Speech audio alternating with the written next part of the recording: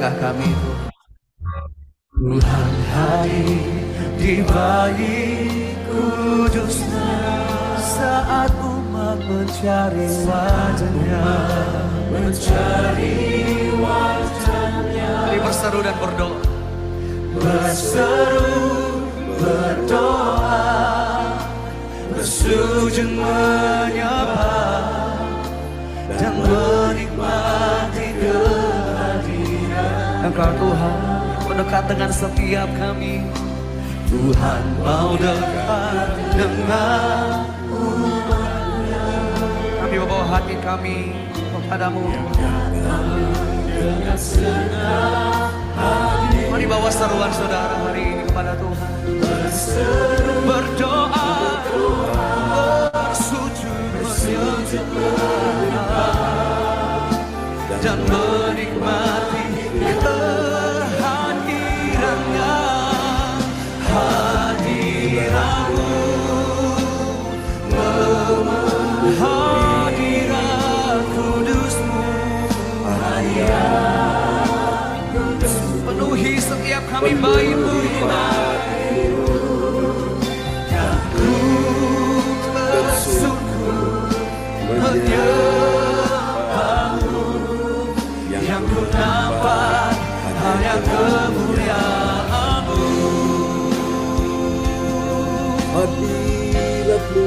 Kami percaya kemuliaan-Mu ada di tengah-tengah setiap kami Tuhan. Kemuliaan-Mu yang Kau nyatakan atas setiap kami. Kami bersyukur Tuhan.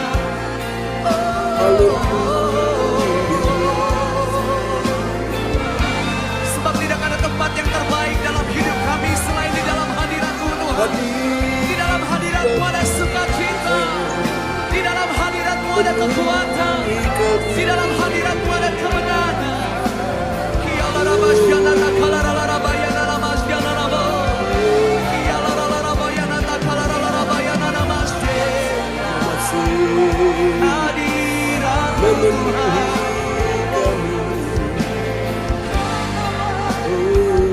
Kami sembah Kau dengan segenap hati kami.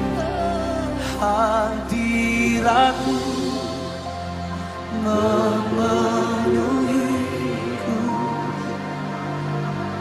hadirat kudus-Mu penuhi bait-Mu, dan ku bersyukur menyembah-Mu, yang ku nampak hanya kemuliaan. Jemaat Tuhan saja sembah Dia, katakan hadirat-Mu memenuhiku, hadirat kudus-Mu penuhi bait-Mu, dan ku tersungkur. Hadirat kudus-Mu Tuhan, penuhi bait, hati dan jiwa kami tersungkur dan ku tersungkur. Nyembah-Mu, kemuliaan-Mu atas setiap kami Tuhan. Hadirat-Mu, hadirat-Mu Tuhan. Amin. Hadirat-Mu memenuhi hidupku, hadirat kudus-Mu penuhi bait-Mu, dan ku bersungguh menyembah-Mu, yang ku nampak hanya kemuliaan. Dan kami tersungkur menyembah-Mu Tuhan, dan ku tersungkur menyembah-Mu, yang ku nampak hanya kemuliaan. Sekali lagi nyatakan bersama-sama, dan ku tersungkur menyembah-Mu, yang ku nampak hanya kemuliaan-Mu.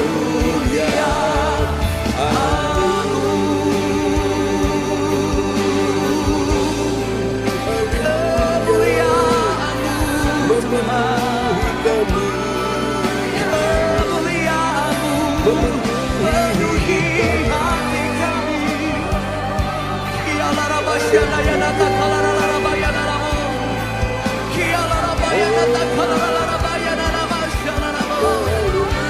kita bersembah Tuhan bersama-sama.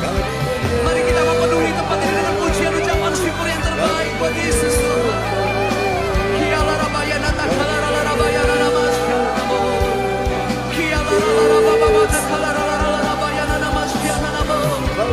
Yesus Tuhan, Yesus Tuhan.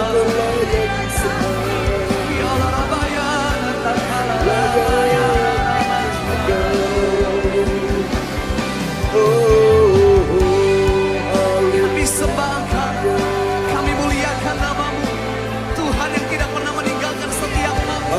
Tuhan yang selalu setia dulu, sekarang sampai selama-lamanya.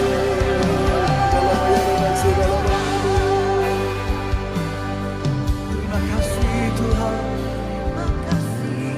terima kasih Tuhan, Kau baik bagiku. Dalam hadirat-Mu aku disegarkan. Dalam hadirat-Mu Tuhan aku dikuatkan. Dalam hadirat-Mu ada kemenangan. Dalam hadirat-Mu ada kesembuhan. Untuk itulah Tuhan, apapun yang terjadi dalam hidup kami hari ini, mungkin hari ini setiap kami sedang menghadapi satu kemustahilan, tapi satu hal yang kami percaya, bahwa dalam hadirat-Mu sesuatu yang luar biasa dan dahsyat terjadi saat kami menyembah Tuhan. Sesuatu yang dahsyat dan luar biasa terjadi saat kami mengangkat tangan kami, membawa hati kami, hidup kami, memperkatakan segala kebaikan Tuhan. Pujilah Tuhan hai jiwaku, pujilah namanya yang kudus hai segenap batinku. Dan jangan lupakan segala kebaikannya. Yang mengalami kebaikan Tuhan, mari kita berikan tepuk tangan, sorak-sorak kemuliaan buat Yesus Tuhan. Apapun yang terjadi, mari memuji Tuhan bersama-sama dengan saya, katakan, oh, praise the name of the Lord our God. Oh, praise His name forevermore. Forever we will sing your praise, oh Lord, oh Lord, oh praise the name of the Lord our God, oh praise the name of the Lord our God. His name is Jesus, name above all names.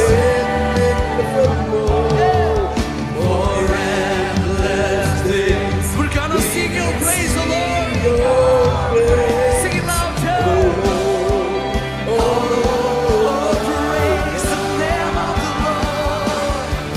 Oh, praise the name of the Lord. We praise your holy name forevermore. For endless days we will sing your praise, oh Lord. Mari saya mengajak kita kembali bangkit berdiri bersama-sama dengan mengangkat kedua tangan di hadapan Tuhan. Praise the name of the Lord, come on. Oh, praise the name of the Lord. Praise His holy name. Oh yeah.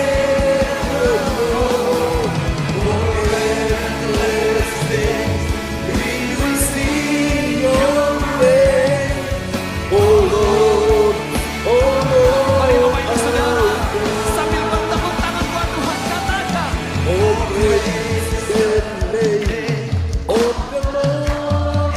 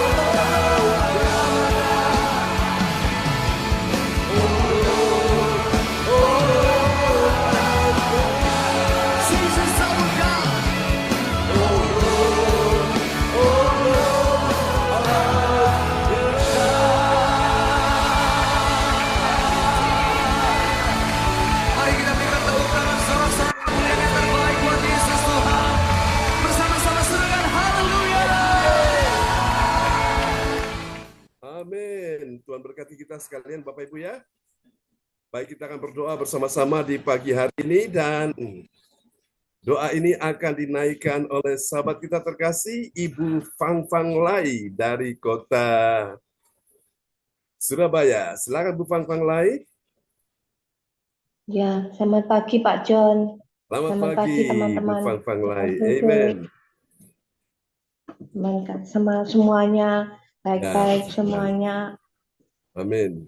Kasih sayang, penuh cinta sejati, penuh antusias, penuh otoritas.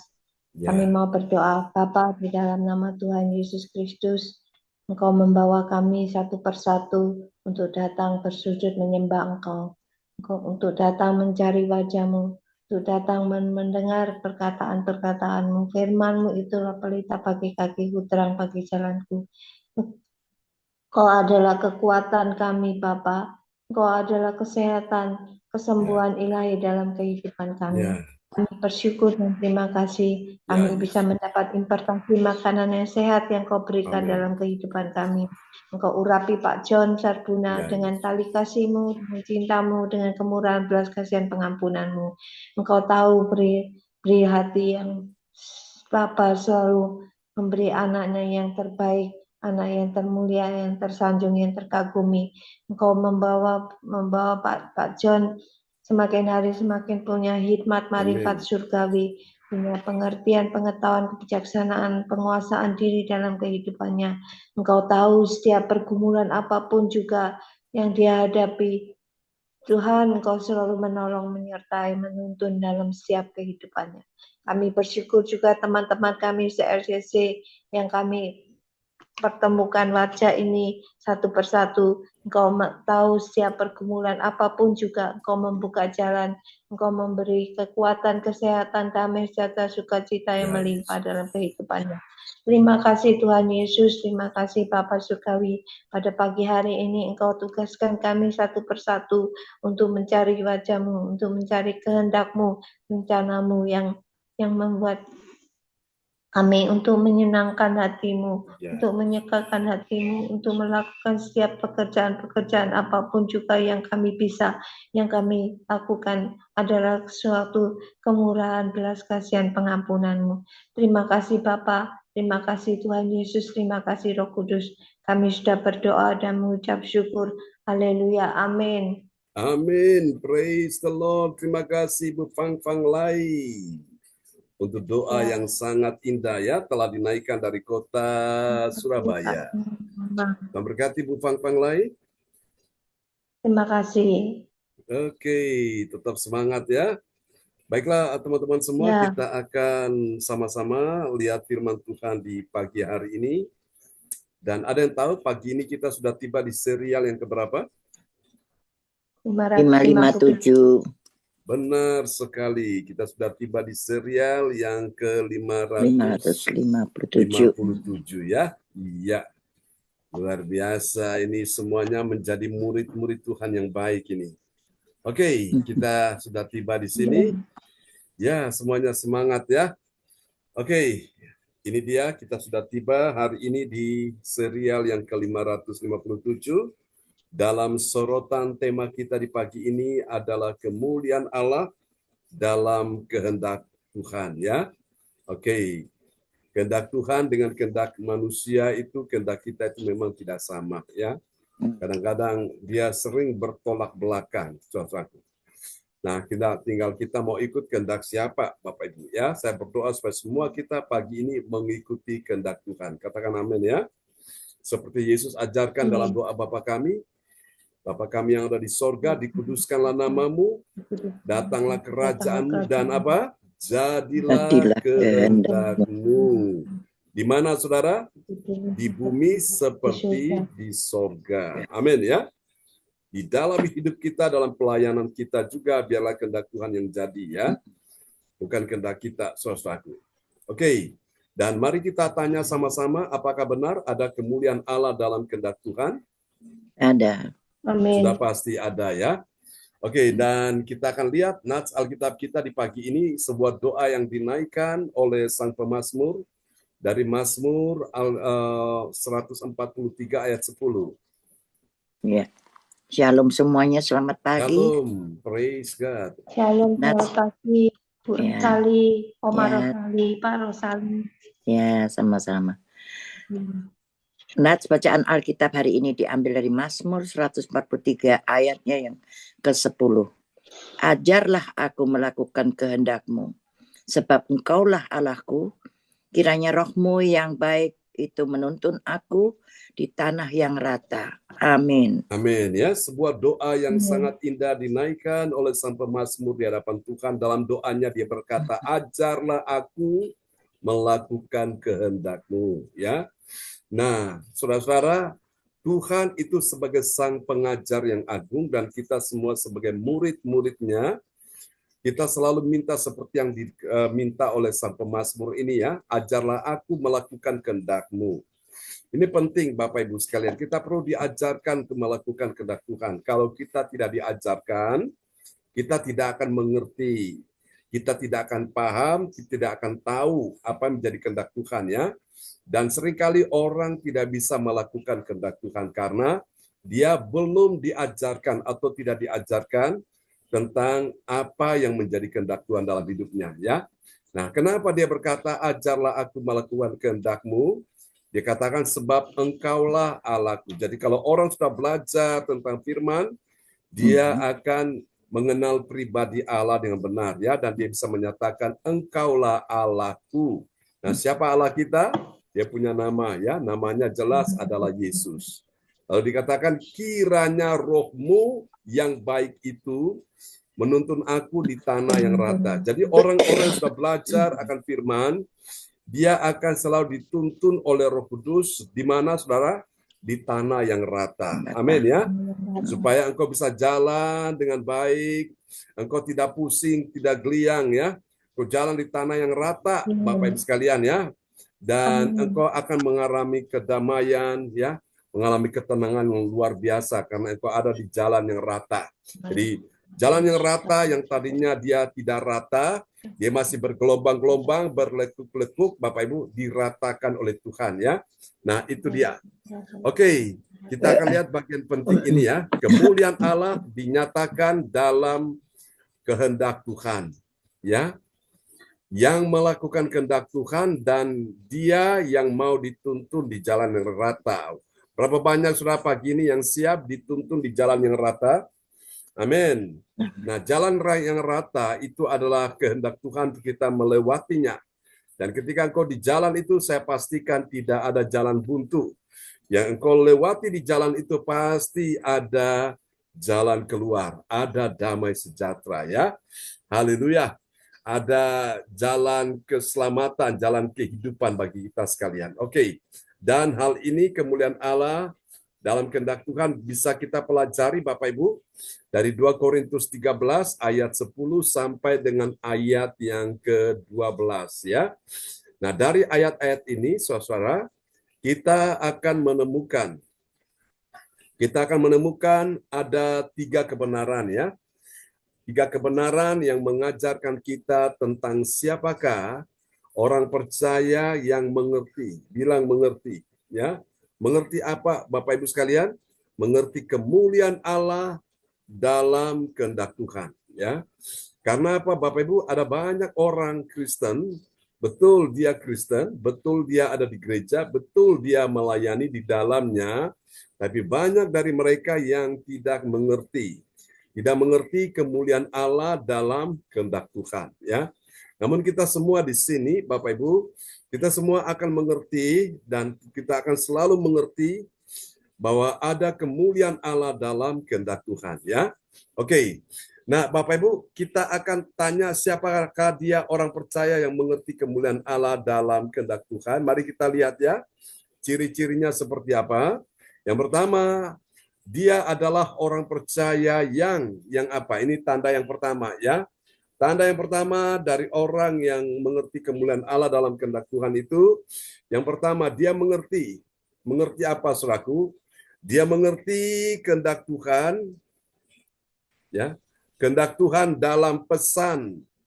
Dalam pesan apa, saudara? Pesan surat dari pemimpinnya. Ini tentunya pemimpinnya, seorang pemimpin rohani ya. dan kemudian ditaati oleh jemaatnya.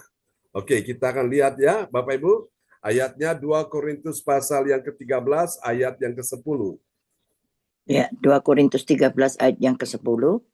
Itulah sebabnya sekali ini aku menulis kepada kamu ketika aku berjauhan dengan kamu, supaya bila aku berada di tengah-tengah kamu, aku tidak terpaksa bertindak keras menurut kuasa yang dianugerahkan Tuhan kepadaku untuk membangun dan bukan untuk meruntuhkan. Amin. Amin. Jadi Bapak Ibu sekalian perhatikan baik-baik ayat ini ya. Saudara dikatakan itulah sebabnya sekali ini aku menulis kepada kamu. Apa yang dia tulis? Dia tulis tentang apa yang menjadi kehendak Tuhan ya. Dan apa yang ditulis Paulus dalam suratnya itu supaya apa? Suratnya itu akan dibacakan, akan diperdengarkan ya. Aku menulis kepada kamu ketika aku berjauhan dengan kamu. Dulu kan belum ada WA, belum ada BBM, belum ada Messenger, jadi masih pakai tulisan tangan ya. Ya, dikatakan ketika aku berjauhan dengan kamu, supaya apabila aku berada di tengah-tengah kamu, aku tidak terpaksa bertindak keras menurut kuasa yang dianugerahkan Tuhan kepadaku untuk membangun dan bukan untuk meruntuhkan. Jadi yang pertama, saudaraku, kemuliaan Allah dalam kehendak Tuhan itu yang pertama Tuhan mau kita mengerti, bilang mengerti. Ya, mengerti akan kehendak Tuhan. Kehendak Tuhan ada di mana? Di dalam pesan surat. Pesan surat ya dari sang pemimpin. Jadi seorang pemimpin ketika dia menulis surat itu adalah pesan Tuhan yang disampaikan kepada jemaatnya ya. Oke. Dan semua pesan-pesan Tuhan itu ada di dalam firman yang kita pelajari. Itu adalah surat cintanya Tuhan kepada kita sekalian ya. Yaitu firman Tuhan yang kita pelajari. Oke. Mari kita akan lihat di tahap yang kedua. Kita masuk ke tahap yang kedua ya. Jadi yang pertama mengerti dulu. Baru yang kedua, setelah itu kita lihat tanda yang kedua ini ya. Siapa dia? Yang kedua dia adalah orang yang memahami. Ya, dia adalah orang yang memahami. Memahami apa, saudaraku? Dia memahami makna pentingnya bersukacita. Ya, makna pentingnya bersukacita. Dan kemudian dia mengusahakan dirinya supaya sempurna. Bilang sempurna. Amin ya. Sempurna seperti siapa? Seperti Bapa kita di sorga adalah sempurna. Ayo kita lihat ayatnya ya. 2 Korintus 13 ayat 11. Ya. 2 Korintus 13 ayat yang ke-11. Akhirnya, saudara-saudaraku, bersukacitalah, usahakanlah dirimu supaya sempurna. Terimalah segala nasihatku. Sehati sepikirlah kamu dan hiduplah dalam damai sejahtera, maka Allah sumber kasih dan damai sejahtera akan menyertai kamu. Katakan amin. Ya. Haleluya. Akhirnya saudara-saudara, ini yang dikatakan dalam ayat 13 ini ya. 2 Korintus 13 ayat 11. Akhirnya saudara-saudaraku, apa yang Paulus inginkan? Apa yang Paulus kendaki? Dikatakan apa? Usahakanlah bersukacitalah. Bersukacita Bapak Ibu sekalian ya. Jadi Tuhan tidak ingin saudara saya ada dalam kesedihan yang berlarut-larut. Nah, apa yang membuat engkau sedih hari ini?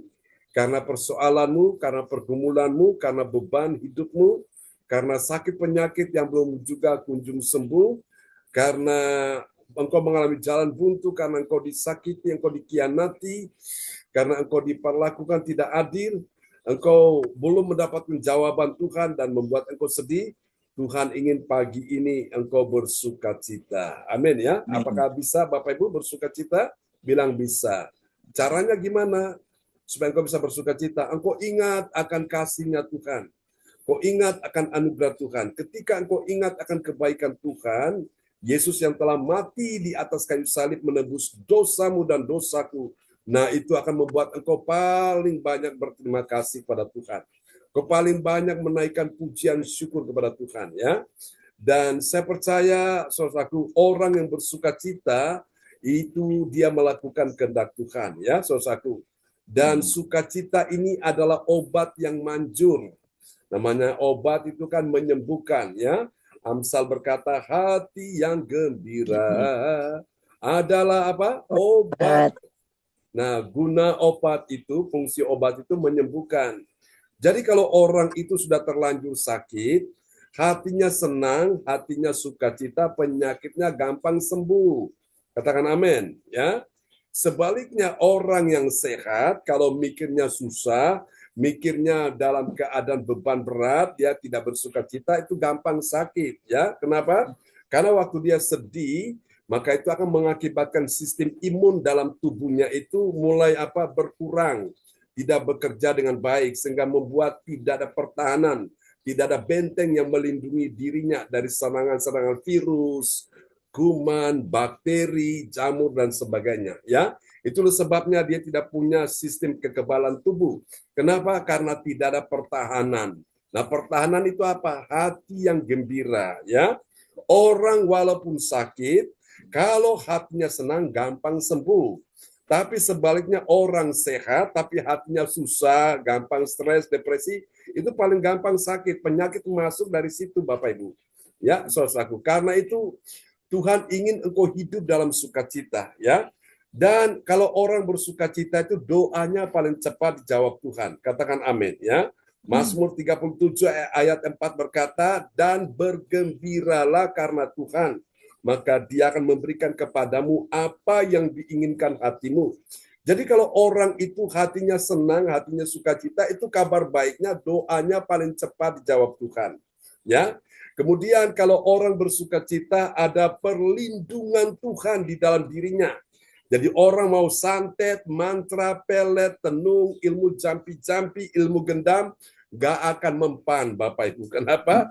Karena ada benteng perlindungan Tuhan dalam hidupnya. Itulah sukacita, ya. Dan ini ibu-ibu, orang yang bersukacita itu membuat wajahnya berseri-seri. Wajahnya itu ceria, ya. Meskipun ada masalah dalam hidupnya, pribadinya, keluarganya, keuangannya, kesehatannya, tapi kalau orang bersukacita, itu awet muda. Ya, itu dia pakai make up, skincare-nya sorga. Biar orang pakai skincare yang mahal-mahal, merek terkenal, tapi kalau hatinya susah, ya, hali-hali, susah telus. Nah, itu membuat wajahnya nggak berseri-seri, Bapak Ibu sekalian, nggak ada efek. Ya, biarpun pakai skincare yang mahal, yang terkenal pun tak akan efek, Bapak Ibu. Tapi kalau orang itu mungkin dia tidak pakai make up atau tidak pakai Bapak Ibu skincare yang mahal-mahal, mungkin pakai yang merek biasa aja. Tapi hatinya sukacita itu kelihatannya kinclong, ya. Kelihatannya awet muda, Bapak Ibu sekalian. Masih terlihat seperti Sweet 17. Amin ya. Wow. Dan ini yang paling dahsyat, Bapak Ibu. Setan paling takut orang model seperti begini, Bapak Ibu. Setan mau coba untuk menyerang dia, ketakutan, nggak bisa. Kenapa? Karena nggak bisa tembus, Bapak Ibu. Ya, itu dahsyat. Makanya kalau orang bersukacita itu, Daud berkata apa?